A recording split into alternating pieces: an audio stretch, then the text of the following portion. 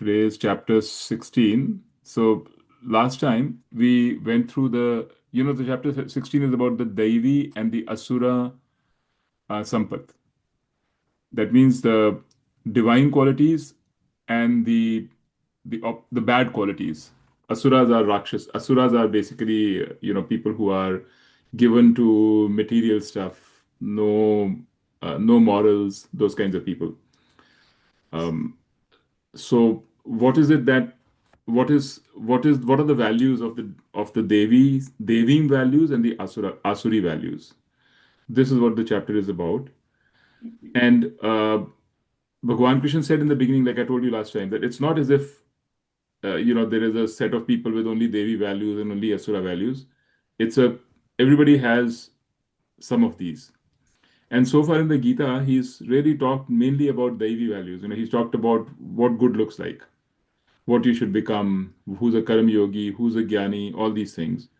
But then now, in this chapter and the next, he is focused a lot on what you should also not do. And, Shankaracharya in his commentary, he kind of explained why. He said it's because you need to really know what to avoid, so that you can avoid it properly. You have to internalize it, not just the good, you have to internalize also what is avoidable. Then you don't fall into those traps.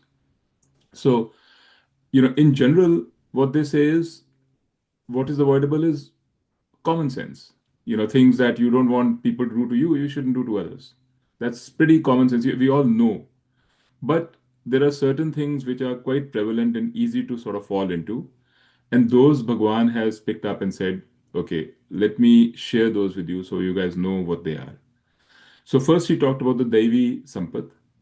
And if you remember, there were 26 things, 26 values that he laid out, Abhayam, etc. So many of them. And then Swami Paramathananda, in his lectures, he has said, uh, not all, but say 80-90% of those, he's taken and clustered them into six categories. And I told you about those six categories. He said, try to remember these six. This is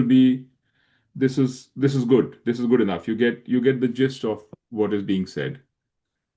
And those six, I'm just going to repeat. I mean, I'm sure you guys remember some of them at least.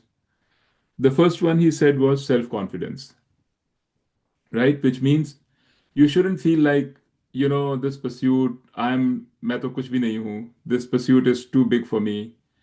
I can't change. Karam Yoga, I can't be a Karam Yogi, really. I can't be a Jnani, what do I know? This sort of a feeling is a kind of a self-fulfilling prophecy. Just like the other feeling is also a self-fulfilling prophecy. Confidence is also a self-fulfilling prophecy. So he said that self-confidence is very important, and you should, if you don't have it, you should try to figure out why you don't have it. Why do you feel that others can do it, but you can't do it? Or, some Bhagwan can do it, but you can't do it. What's behind it? Because at the end of the day, if you don't have self-confidence, you will not be able to chart your own path. You won't be able to say, you know, I I will go this way, my way, when the rest of the world is not going the way that you are going. Because the most of the people are not on a spiritual journey at all. I mean, everybody's on a spiritual journey, but they may be living in a world in a way in which you have been living in the past, and you want to change how you live. One sec, somebody's entering. So you need self-confidence for that.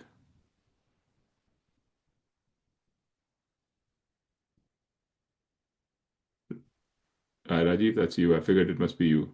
How are Yeah, you? hi, Neeraj. Sorry, I got No lost worries, track of man. time, so a little bit late. We were just going through a quick synopsis of what we did last time, the Daivim Sampat, and then we'll go on to Asura. Okay, Okay. nothing new so far. So the first thing that we were going through, there were six buckets. You remember last time we talked about the Swami Paramananda had given us. The hmm first one is self-confidence, and self-confidence he has put it as number one. He says that is the most important. You need to be confident that you can be successful in whatever endeavor you're doing, especially a spiritual endeavor. And I was explaining, a lot of the time we feel, no, no, yeah, this is beyond us. We can't reach this. This moksha is too much for us, or this karam yogi, or being overcoming our anxieties, or having contentment is too much for us. We can't reach it. He said that feeling, is not a is not a helpful feeling. On the other hand, knowing that yes, I can do it is required as a Devin Sampat. It's one of those qualities which are divine qualities. You have it in them in you. You should cultivate it. And if you don't have it, you should find out why you're feeling like this. Why are you feeling that you can't do it? So that is his first point, the first bucket. And I mean, to some extent, all of us feel that way, because we this is how we are conditioned. Like right from the beginning, we are conditioned to believe that हमको क्या पता, हमको तो सब कुछ जो चाहिए भगवान से चाहिए, भगवान करता है, मैं तो कुछ नहीं करता. Those kinds of things. We are conditioned to say humility is good. Humility is, of course, it's good, no question about it. But it doesn't mean that weakness is good. So, you know, we are conditioned to adapt to society, to do things which are expected of us, as opposed to thinking for ourselves and doing what we think is right. And I was explaining that in this spirituality, at least, this is absolutely vital, because what you will be doing, and as you are changing, you'll find that the rest of the world around you is not changing. So you will be diverting in your path from many people around you. And if you don't have self confidence, if you're constantly saying, "Oh, am I right?" I mean, I'm constantly self doubt, then it'll be very hard for you. So, therefore, self confidence is extremely important. So, you need to know, and self confidence also with respect to Gita too. It's not like, okay, Gita is telling me, so I it must be right. That is also like, what do I know? Who am I relative to Bhagwan Krishna? No, that's not. Bhagwan Krishna doesn't think like that. He has been telling you that think for yourself. So even the things that the Gita is telling you, you need to be able to question, not with a question uh, with a bad intent, but question in order to understand, knowing that if I question, I will understand, and maybe even answer some of those questions for yourself. At least I found that very helpful. Even in our tradition, people say question the teacher, ask questions to the teacher. Sometimes that's a good thing.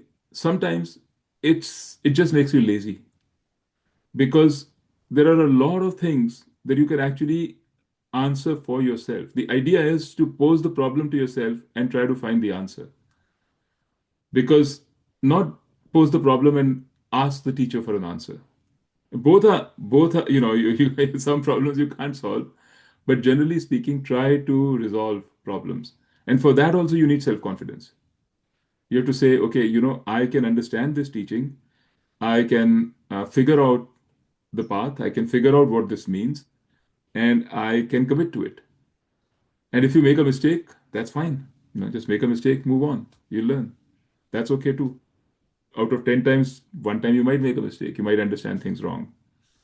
But that's what is meant by the whole bucket of self-confidence. I mean, I also agree it's a very, very important bucket. And doesn't mean that we have self-confidence. The question is, if we don't have that self-confidence, why don't we have the self-confidence? Because it's our ego which makes us not have confidence. That's the other thing to understand. A person who doesn't have an unhealthy ego will be confident. Is not Confidence doesn't mean that I'm better than the others. It means I'm good enough, I'm fine, nothing wrong with me. But the ego, in a very perverse way, makes us feel, oh, I'm not good. Because we are afraid of disappointments. That hurts our ego much more. So if we are afraid of disappointments, then we tell ourselves, oh, no, no, no, we are not good enough, we won't try. Then you don't have confidence. It's a vicious cycle propagated by the ego. Whereas an ego which says, doesn't matter if I fail, it's fine, it's a healthy ego, will not have any problems of self-confidence. Just because that person can learn a little faster than me doesn't mean I'm worse. Should not go and hurt my ego, right? That's a healthy ego. Because the healthy ego realizes that some people have some skills, others have other skills. It's fine. I have my own skills. I need to be self-confident. So this whole bucket is really totally, completely related to Karam Yoga in a very big way.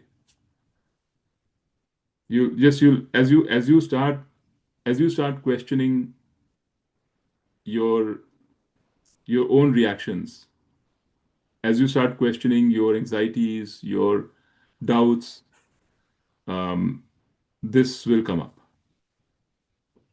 Okay, so that was one. Then the second bucket he gave was self mastery. And self mastery means having some discipline over self. So you remember there is a very interesting um, illustration in the Gita where they say that um, the horses are the senses, the road are the sense objects, the world major sense objects, and the horses are the senses. He's talking about a chariot. The horses are the senses, the reins are the mind. The one who is controlling the reins is the buddhi, that is Krishna Bhagwan, and the person who's sitting behind the warrior is the self. So it's trying to lay out a hierarchy for you.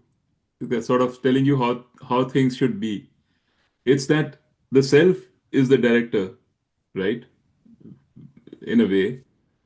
Then there is the buddhi, which has all the knowledge. The buddhi controls, as the charioteer, the buddhi controls the reins, which is our mind. Our mind controls the sense organs, which are the horses, so that the whole chariot is going in the direction that you want it to go. If your horses were not being controlled by the horses are also always being are always controlled by the reins, by the mind. But if the reins are not controlled by the person who's the driver, then the horses will go everywhere. You will not. You may want to go one way. The buddhi might say, "I want to go there," but actually, where you end up going is quite the other way. So, so to have a situation where the buddhi has no control over the mind or not enough control over the mind is a is detrimental to any pursuit.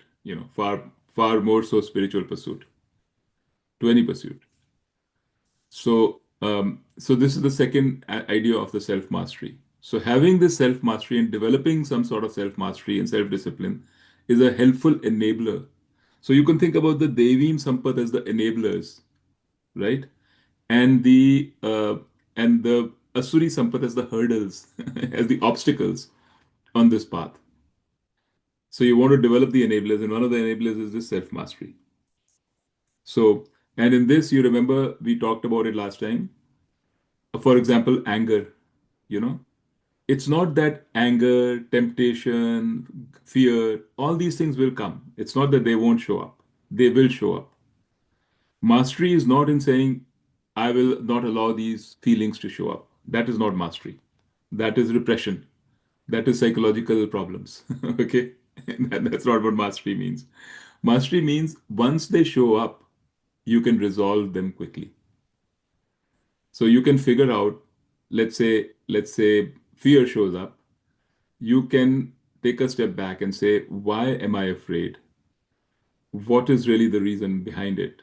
You can quickly trace down that. You could say, I should not be afraid. My buddhi tells me that there is no reason for fear. Buddhi is the one which is the driver. It's telling me there's no reason for fear. Why is my mind going all over the place and getting afraid?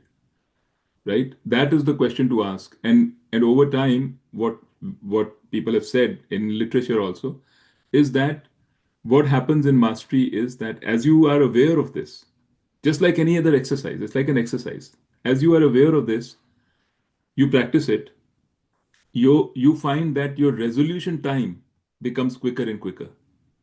You resolve these issues, these problems faster and faster. And also, the other thing that happens is the frequency of these things also becomes less. You'll have lesser bouts of anger, fewer bouts of anxiety. And when they occur, they will resolve faster. So, self mastery means this it means being able to work and resolve your anger. Actually, Swami Dayanand in his book said something very interesting.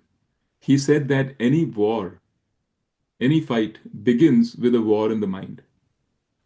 And if in your mind you're not able to resolve that war, it spills out externally.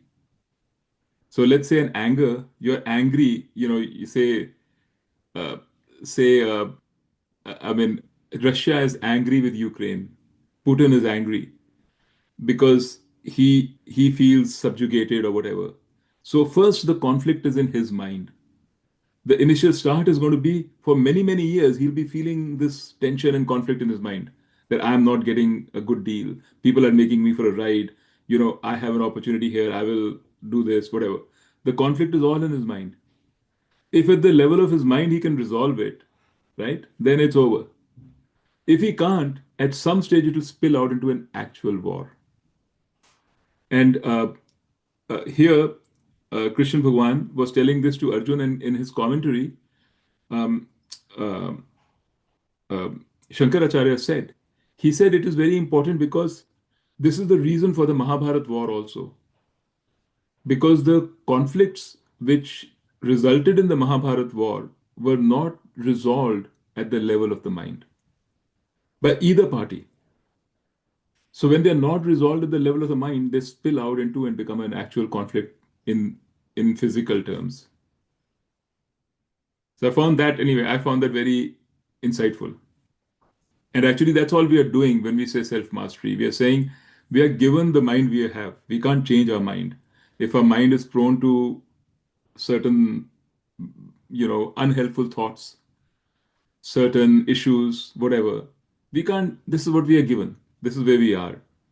Mastery means being able to resolve them when they occur so that you can, over time, change how you react, change the nature of your thoughts to more helpful ones.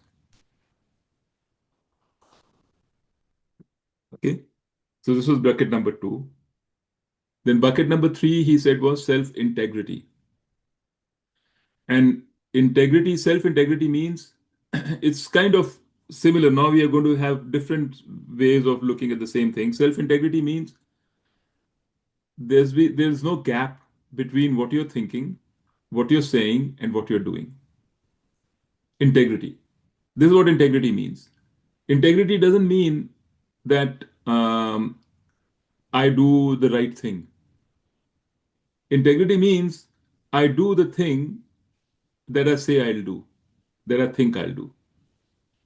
So, if, for example, a person has, um, uh, you know, doesn't have any particular feelings towards you, so it's okay, just nothing. But in his or her actions and voice, you get the feeling, oh my God, there's nobody like you. Like, well, let's say I talk to you and I tell you, Rajiv, there is no one like you. You are such a wonderful person. You have done this in your life. You've become a CTO. You've managed through so many things. You brought your children so well. I say all these great things to you. But then I turn around and say the same things to Mukta also, right? And, it's fine. It's okay. But to me, there's nothing special in either you or Mukta. I'm like, I'm just as good, right? So when I say things like this, what I'm displaying is a lack of integrity because it's what people call manipulation or crookedness.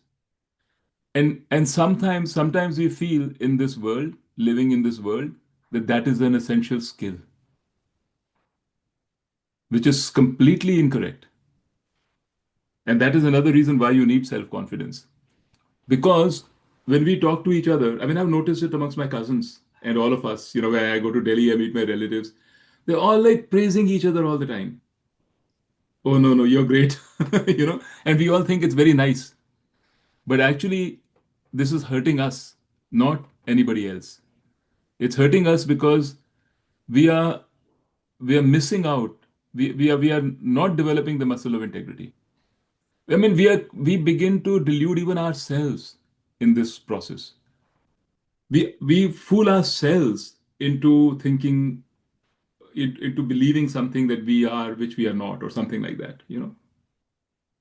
So there is no need. I mean, Gita says this again and again. Praise is not a good thing. This is like, it may come as a shock, but let's say false praise is not a good thing. And praising a person is worse than praising an action. Just like you have to criticize the action, not the person, you should praise the action, not the person.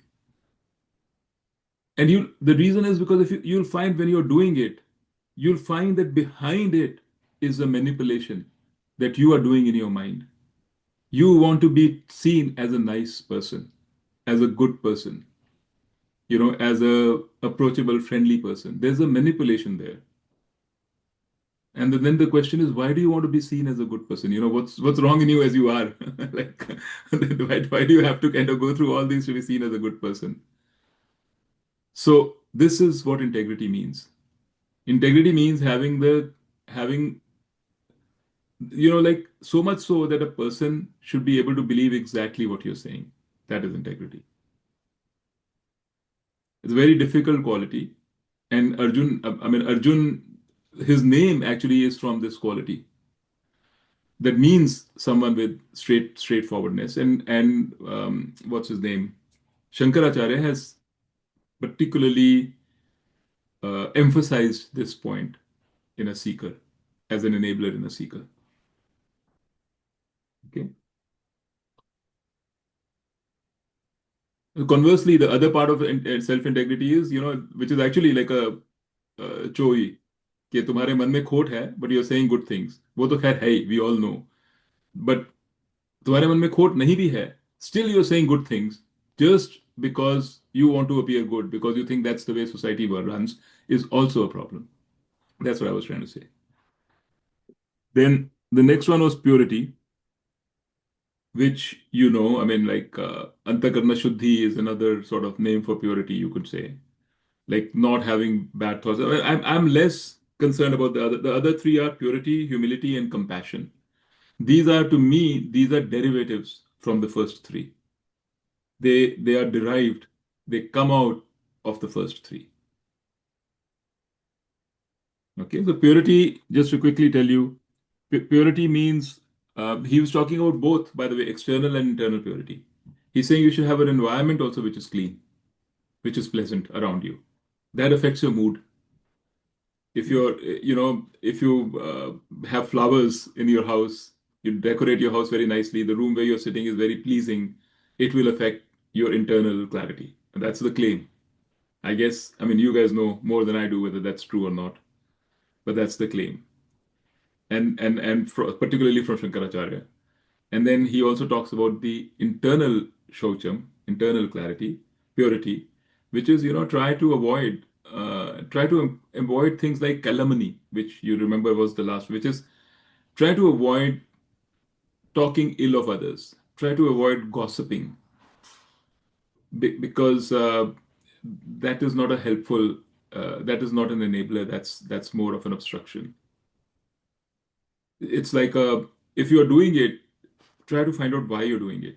It's all of these things point to some problems in our ego, something um, in our own ego. And the whole emphasis of this chapter 16 and 17 is really moving from an unhealthy ego to a healthy ego.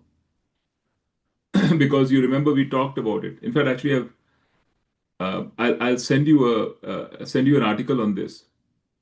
It's about, you cannot go to spirituality till you first moved from an unhealthy ego to a healthy ego. So this is all about that first stage, moving from an unhealthy ego to a healthy ego. And then once you have an healthy ego, then all these other things about what Brahman is and all that will start making more sense to you. And you can actually implement them. Okay. So, and then humility, of course, and compassion, you all know about those things. So I didn't want to spend too much time on this because today we were going to talk about the Asuri Sampat, right? So on the Asuri Sampat, let me share the um, any question on this, by the way?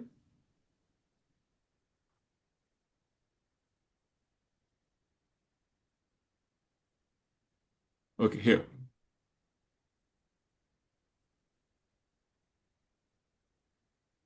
So Asuri Sampat is number 4, and he's talking about here the one that I've highlighted. This is the one mantra or the one shlok he has on the 6 Asuri Sampats that he has highlighted. The first one is Dambaha. Dambaha means, so I'll just give you the list and then we'll go each one. So Dambaha is the first one. Then Darpa. Dambaha means pretentiousness. Darpa means pride. Then Abhimana. Abhimana means, Shankaracharya describes it as a desire to be respected. Like I need respect. People should show me respect. That is Abhimana. Then Krodha, which you know, anger. Then Parushyam. Parushyam means just the opposite of Mridulam, which you had given in the previous one, which means harshness. Harshness in your tone to others, harshness in how you come across. Um, then the final one is Agyanam. Agyanam is very interesting also. It doesn't mean ignorance, it means wrong understanding. That's Agyanam. Okay? So these are the six. I just wanted to show you here. And this is in the, and he calls them, he's telling Partha, he calls them Sampad Asurim. There's another also, he said, um,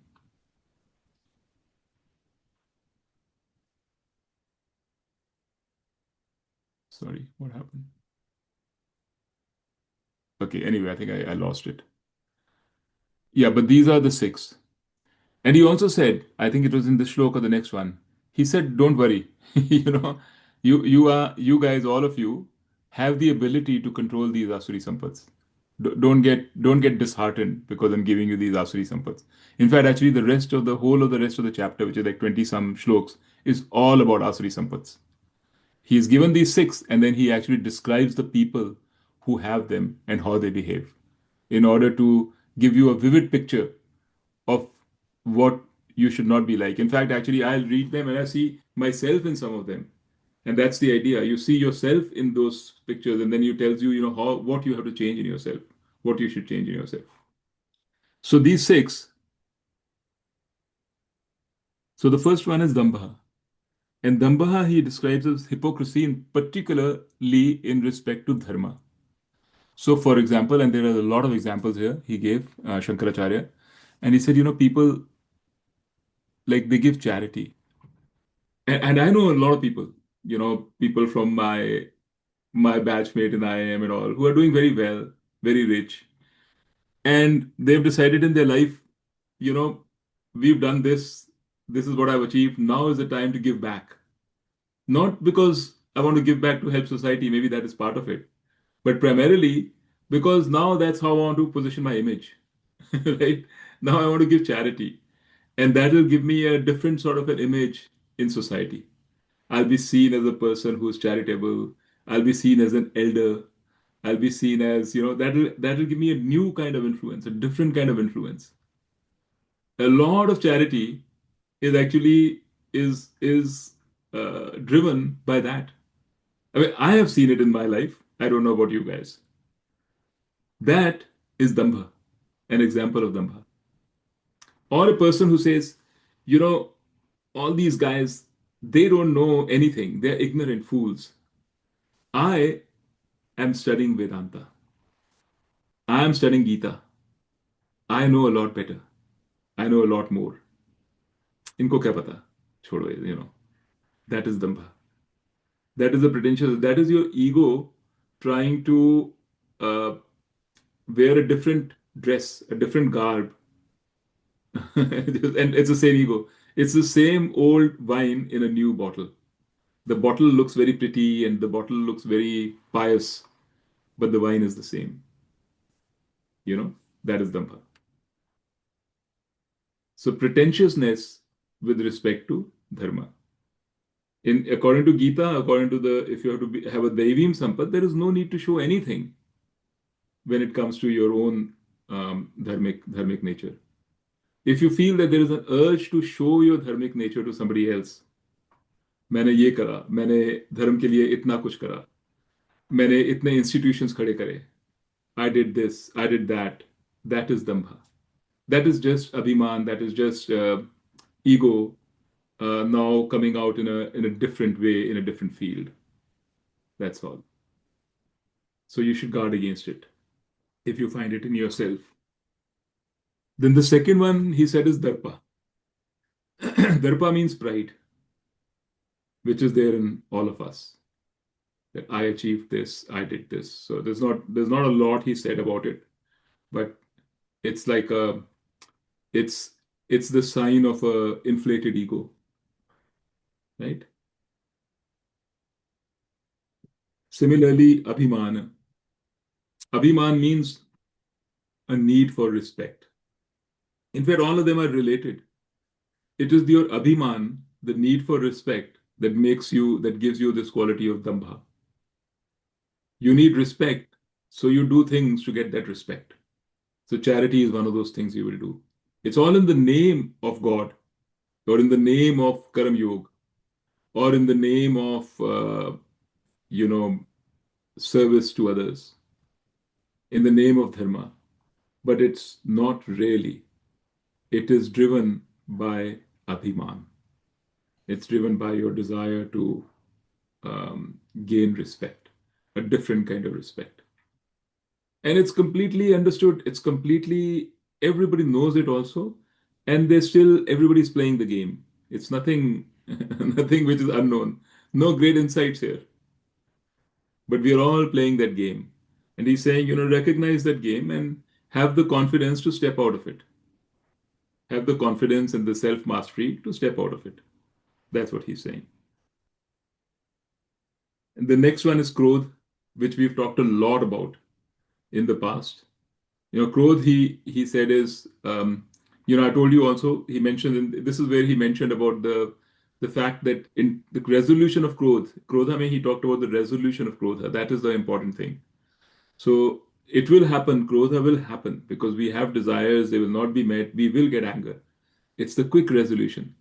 Because, and this is where he said, if it doesn't get resolved, it builds on itself and it spills into actual violence in some way with the outside world, either abusive language or physical violence. In some way or the other, it will result in a violent situation, which you will regret. That's the other thing.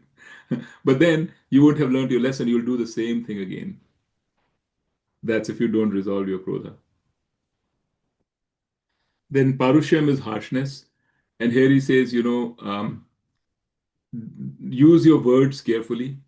Um, the example Shankaracharya gives here is about sarcasm. And he says people are sarcastic.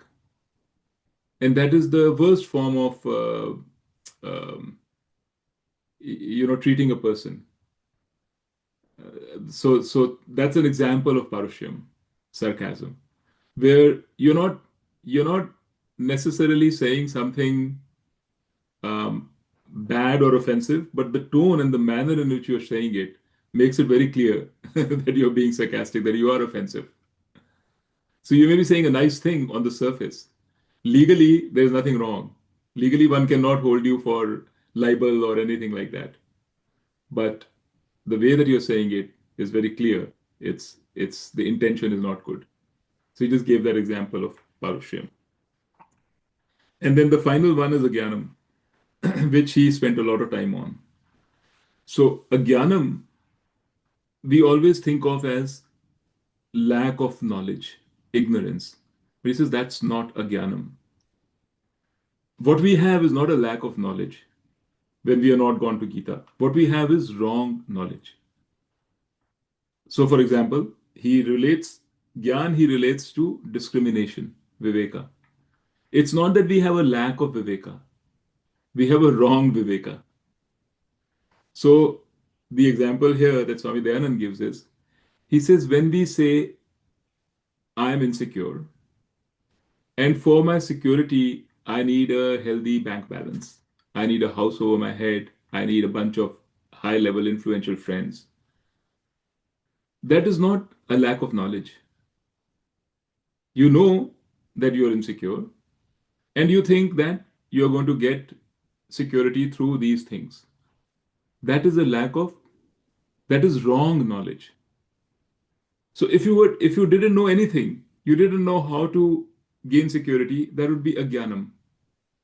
But you think you know, and you know wrong. That is agyanam. So you think your discrimination is wrong in the sense that you are placing value on something which doesn't exist. For example, you're placing a value on money which money can't give you. Money can give you a lot of comforts, sure, but money can't give you security.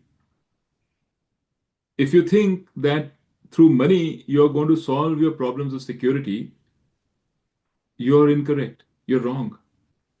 And that is not even a, that is, you don't need to be a spiritual person for that. You can just see that for yourself. Some of the very rich people are also very, very insecure. They're very insecure of losing their money. It's like they'll have teams of bodyguards around them. So who's more secure? The person who can just walk out on the street, or who can't walk out on the street without bodyguards? So it's ajnanam means wrong knowledge. And in our case, it becomes even worse when we are talking about spirituality, is because there is no there's no understanding of my own self. What am I really? The fact that I am secure already, this understanding is not there. So instead, there is, what is called anonya superimposition, right? You know that, right? I don't know whether we talked about it. That you think that um, you are actually limited. You're limited to this body and mind. That knowledge you have, and that knowledge is incorrect. So it's not just that you don't have. It's not just ignorance. You have wrong knowledge. So the so what Vedanta has to do is to first remove the wrong knowledge, then give you the right knowledge. So it's a two-step process. Okay, that's what a jnanam means. I've spoken a lot for 45 minutes non-stop at a stretch. I think this is, for now. Let's leave it at this in terms of the Gita shlok. We'll in the next session we will talk more about this. But right now, do you have any questions? Anything?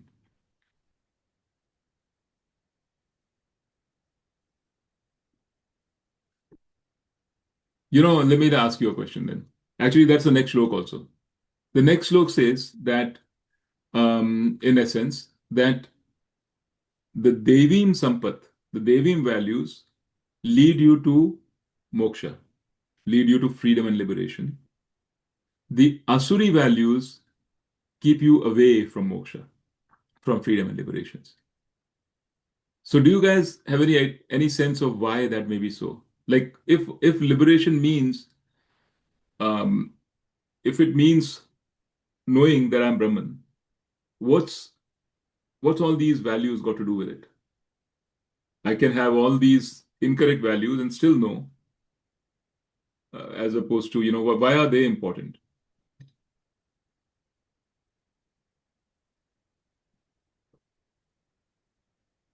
Because I think this is my feeling. The problem is not that we don't know what is right and what is wrong. I think we all know it. Um, it's that we are not really convinced that following what we think is right for us, is going to give us more happiness. We are not convinced um, that the right, that it's worth, or it's either we don't have the self-confidence to follow our values, or we don't have the conviction to follow our values. I mean, I know people who go out of their way to be fit in society, to be pleasant to society. And if you tell them, they will say, yeah, yeah, yeah, that's not right. That's not right. But they're not convinced in their mind. They don't know what they're losing by being extremely pleasant, by having this lack of integrity. They're not convinced. If you don't have the conviction, this is my feeling. If the conviction is not there, you wouldn't follow these values. So now you guys talk. But there are times when people don't even know that they are doing this the wrong way, that they're so conditioned to act in certain ways. They've been brought up in society or somewhere, from wherever they've learned their skills of survival or for getting, uh, having a place in the society in the sense their Right. own circle. Right. So they act accordingly to fit in. Right. Right. Right. Exactly. And probably they don't even realize that what they're doing is wrong. For them, Right. that's the way to do it. Right. They think they're being very wise. Yes, but I'm saying this from the administrative point of view also. While you're working, you do strategize so many things, and Yeah. Yeah. No. No. You're Well, absolutely right. I agree with you. I have an interesting answer. Right. Um, I think we were taught moral science in grade one, two, and three, maybe, and then we, you're right till class 11. and then nobody, continued to educate us, and we all went off and made our own interpretations without recognizing, what we are all getting into. And learned our own way, and based on our own understanding of what qualities to have, Absolutely. what qualities to culture. I really missed the moral science classes that I had in second grade from Brother John, or Yeah, Manjunath, or whoever showed up and just talked about it. I think that's missing in our education system. Middle to higher education system. What morality is, and what you should cultivate and what you should not cultivate. I don't know. You had it in lower classes, but we had it right up till class 10th or 11th also. It may have, Um, yeah, it it may have was, been there. but it did make a difference. I would say it did somewhere in subtle ways we don't realize, but those things have some part in our personalities. They do make a difference. And same way, whatever those are the sanskars that we get from our families, from our society.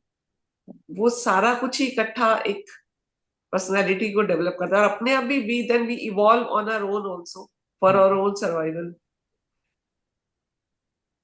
It's a convoluted path, but I think what I'm saying is the reinforcement is left to you, and people around you, and that's. I mean, that's okay, but if you want to continue to build on that layer, just like you've got an education, other stuff, you have to. This is continuous, right? If you want to Right. be a real, Yeah. yeah. No, but I mean, I agree. We don't. We sometimes don't know any better. In some ways, some things, yes. Some very, like, not to steal, not to lie. Yeah, that we know. But even not to lie. Should we not lie for the sake of somebody else? Should we lie? If some lies hurt, is it okay to not lie? I mean, those are all very gray areas. Even in the Dharma, the Dharma Shastra, they define it, it's not that straightforward. Yeah. Yes, so yeah, so some to some extent we don't know. Some things we don't know. But then that is what I mean by conviction, right? We don't know how it is harming us, how it's hurting us. This wish to fit into society, we think is helping us, but it may be hurting us. We don't know. It may be helping us if our goal was, very limited goal of, somehow not be an outsider, somehow fit in, somehow pass this life as just in a very average way. But if your goal is a little higher, a little more, then it's actually a hindrance. Um, First of all, is to know this. And I'm asking you, do you, even today, now, even after having heard this from Gita? Now, Gita says in the last shlok of this, it says, of this chapter, it says, this is a pramana. For this, um, Ved or Gita is a Shastra is a pramana. That means, how do you know this? Because the Shastra tells you, right? That is one way of looking at it.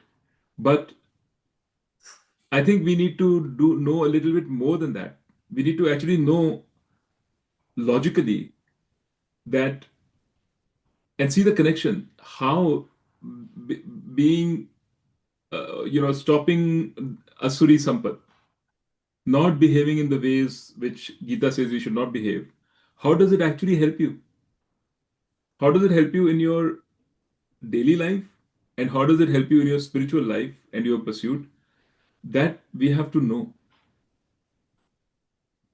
If we don't know, then it'll be, after this discussion in the class, we'll go out, we'll forget about it, and really nothing will change.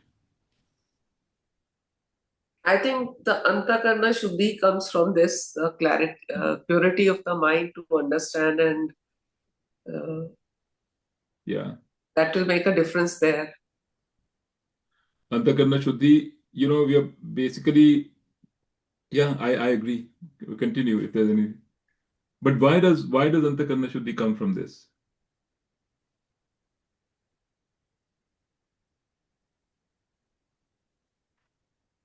Because Asuri Sampatti keeps your mind involved in that. Your mind has to, it just kind of, it doesn't free up your mind, doesn't leave your mind calm and open. So it's just involved and it Right. keeps on engaged in that. Yeah. It Yeah. keeps you engaged in the pursuit of Abhiman or whatever it is. It's all linked to desires, and desires keep your mind engaged. Yeah. It takes your flow of thought and directs it to this object of desire. Yeah, actually, you behave that way in the Asuri way for fulfilling your desires only. Right. And probably you think that that will give you happiness. Right. So But what about that's Daivim why. way? The Daivim way is not like that. It doesn't keep you No, that gives you peace, definitely. When you are doing the right things, it definitely, I think it gives you peace. But if you Maybe find that being having integrity, Uh, um, now it's not so easy. You may say, I'm not going to follow this norm of society, and I'm not going to just praise anybody. Then society is going to kind of react on that. You're going to hear from society. People are going to say, why are you behaving like this? Why can't you say this? What's wrong with you? You're going to start feeling a little cut off from others. Can that cause you more stress? Imagine if you were to, yeah, go ahead. I think it becomes a part of your personality at the end of the day. Yeah, That's how I feel. Uh, there are people who just praise and praise and praise unnecessarily without meaning it and all that. And there are people who will say the praise when they really think that something is really, I mean, when they feel it's really praiseworthy and then they say it. Otherwise, they will keep quiet. They might not say anything. That I think those are different yeah. people with different personalities. I don't know how to say it. No, no, no, I understand what you mean. The personality types. But Yeah, you're right. I mean, I agree with you. And I think more importantly, Shankaracharya agrees with you that the way to get Antakarna Shuddhi is through the Daivim Sampat. They are the true enablers of Antakarna Shuddhi. Because the the other side keeps you really engaged and involved in activities which doesn't leave room in your mind. And the thing is, it's not that there's anything wrong in activities which don't leave room for your mind. Why would you, let's say you have room in your mind, you're then going to engage in spiritual activities. That is also keeping your mind involved in activity. That is also a desire, right? So why is one better than the other? So it comes down to this only, that if people don't want to give up on, say, certain things that they value money, they value security, they value relationships, power, they value all this for a reason. They choose. Some people may be ignorant, but some just choose to have that, to say that's where I want to spend my energy on maintaining them, because that is the source of my happiness. It's a perfectly understandable, rational, reasonable, logical way of thinking. If your assumption is right, logic follows assumption. The assumption here is that these are the sources of happiness. But if you have come to realize that those are not my sources of happiness. That my source of happiness or my source of contentment is something else, which is different from all of this, which is getting a better understanding of myself. Then you have the motivation to say, I will now do whatever is necessary to create the time in my mind, to create the space in my mind to move from this to this. So everything else is mechanics, right? Then it's a question of saying, okay, let me see what all this focus on wealth, this focus on security, this focus on relationships, power, what has it done to my thinking? Then you can start saying, okay, it has brought in abhiman, it has brought in lack of integrity, lack of straightness. Now you're saying, at this point in time, I have understood that these are not my objective. These are not going to meet my objective. I'm going to change. Then you can say, okay, all those things, these are Asuri Sampat. I want to develop Devim Sampat because they help me change. But till that happens, till that conviction happens that, that these things are not important, these are just a lot of words, all words because we can all sit and nod and say, yeah. But as usual, it's a little bit of a catch-22, right? In order to really inculcate these qualities, you need to have knowledge. In order to have knowledge, you need these qualities. So maybe they're both on a relative level. Well, you have to have enough knowledge to understand that there's a linkage between these qualities and knowledge. And that's why I was asking you, do you understand the linkage between these qualities and knowledge? The linkage between having these qualities and Antakarna Shuddhi, and the linkage between Antakarna Shuddhi and knowledge. Antakarna Shuddhi itself is actually knowledge, pretty much. It's not like there's a big gap. But so that's what this is about. And what I wanted to do next time, because I don't think we have time for it, is a very important thing, is to talk to you about what exactly is this knowledge. So Mukta, we were talking about it the other day, right? Like, what knowledge is it that we are trying to get about ourselves? If it's and how are we going to get it? What's the way? What it's in this chapter only it says that Shastra is a praman for that knowledge. The only way to get that knowledge is through the Shastra, right? So what does it actually mean?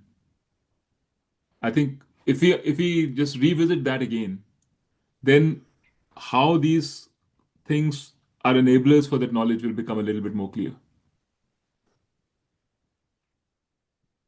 But we'll do that next time, I think. Huh?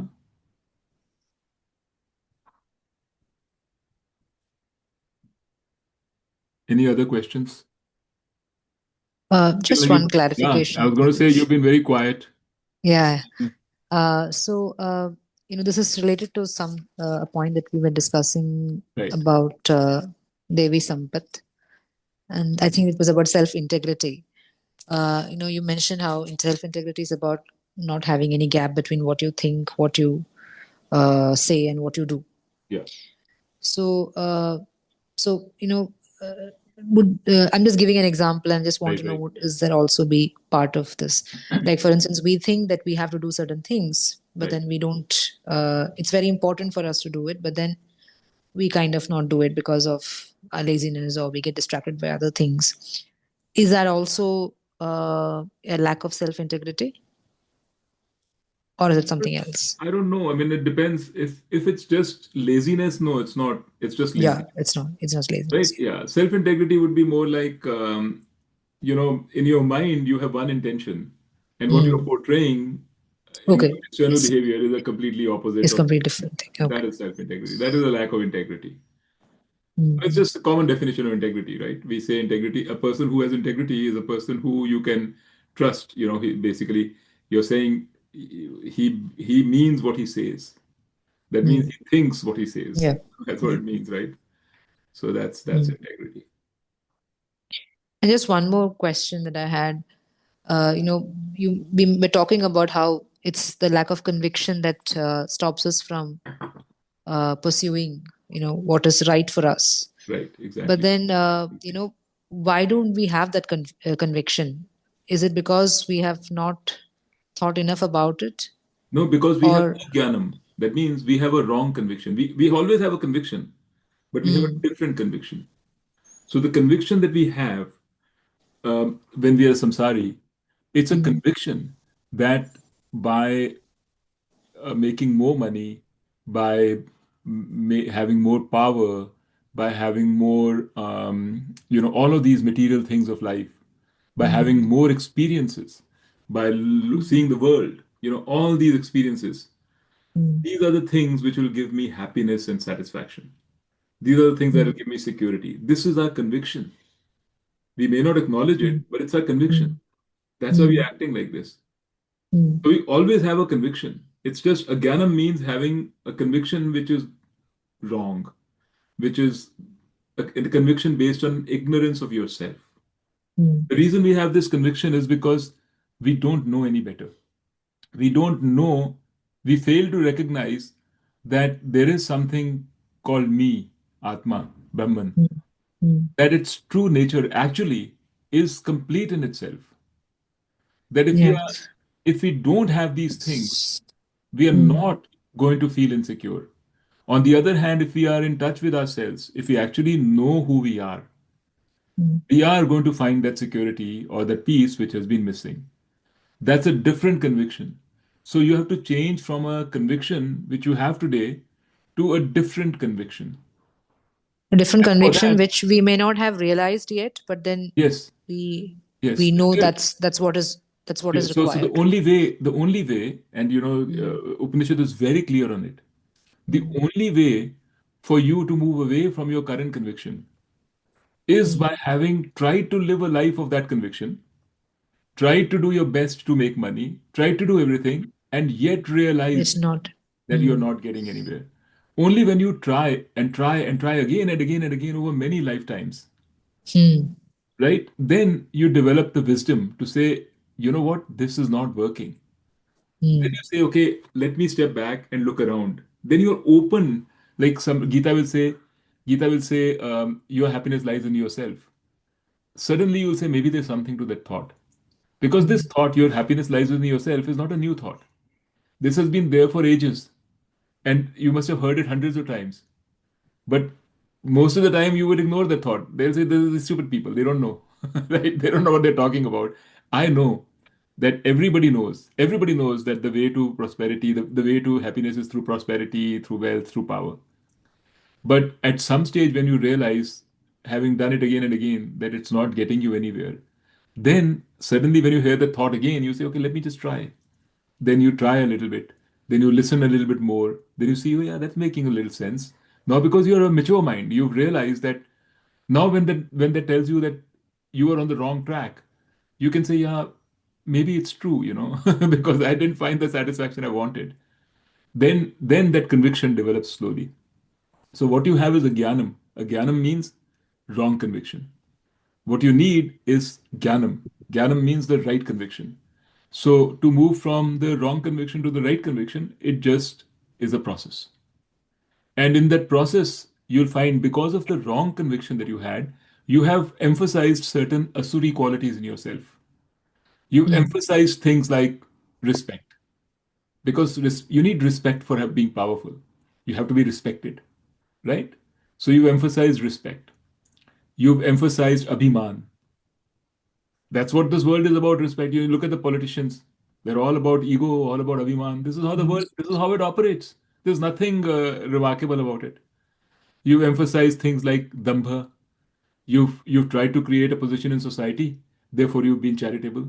You said, that is how I will create a position. So you've tried all these things and they have become part of you. You emphasized them. Now you're saying, mm, I'm going to change my conviction. Now you can look at them again and say, yeah, yeah, that's true. I never understood, I never realized how I have become this kind of a person, how I've become insecure, how I've become, how I've lost confidence in myself. Because it's a lack of confidence which takes you to these other things, a lack of real confidence in yourself. So mm, these things, then you start noticing in yourself. And Bhagwan Krishna is telling you, yes, those are Asuri Sampat. And yes, if you're noticing them, try to de-emphasize them and try to emphasize the Daivim Sampat, which is the opposite of them. And then you will actually do start emphasizing Daivim Sampat. But it all stems from having experienced. I tell you the one of the best shlokas I'm nobody to judge, but to me, in the whole of this matter is the Mundaka Upanishad shlok. It says Parikshay Lokan Karam Chittan Brahmana Nirvedam Ayat. It means having Parikshay means having examined Lokan Karam Chitan over many, many lifetimes, having examined this worldly life again and again and again through many cycles, through many ups and downs, Brahmana, a wise person, Nirveda Mayat. He arrives at dispassion. A dispassion for what? A dispassion for these experiences which have led him nowhere. When you have that little dispassion, then you're open to a new way of thinking. And that new way of thinking is Vedanta. Okay. So it's everything flows from having experienced. Therefore, when people say, ये सब छोड़ दो, ये सब त्याग दो, तुम तुम क्या कहते हैं, uh, you know, they give you prescriptions on how to live. It's a problem because what you're doing is you're obstructing a person's natural flow of having those experiences, right? You're obstructing them by confusing the person. The conviction, till the person has some degree of conviction, till the person is coming to you and saying, tell me a different way, right? You don't want to mess up the way of the world. Actually, Gita says this too. Like everything I've realized, everything I've say, I find a way Gita is also saying it. Because Gita says one of the responsibilities of a knowledgeable wise man is to not disturb the world, not disturb people who don't have that knowledge by infusing ideas into their head, which they're not ready for. Anyway, so that's the idea. So that's the thinking behind the Devim and other Sampada. The next time we will talk about this. What does it really mean? Because I think Akhila in particular, the true difference between the way Shankaracharya has presented Vedanta and the way many, many people teach Vedanta, including to some extent Chinmayananda. The real difference is the understanding of what it means to have Vedanta as a pramana, as a means of knowledge. It's a it's a uh, it's a truly important subject for someone who really, really wants to understand Vedanta. Because a means of knowledge means by itself, it gives you what you need to understand. When you say Vedanta is not a means for knowledge, then you say, okay, then what else is a means for knowledge? Then you say Vedanta is just describing the knowledge. The means for knowledge is something else. The means for knowledge becomes meditation, or some sort of exercises or some action. Then you say you can't, that is the means of knowledge because without that you can't get the knowledge. That's because you haven't understood the fact that Vedanta itself, that Shastra itself is the means of knowledge. The rest of them are not a means of knowledge. There can be only one means of a knowledge. So this we'll go into because it is such an important topic, I think. Therefore, we'll go into it next time with a fresh mind. Okay. All right, guys. Shall we call it a night? Yeah. Okay. Yeah. Thank you. Thank you. Okay. Bye bye. Thanks. Bye.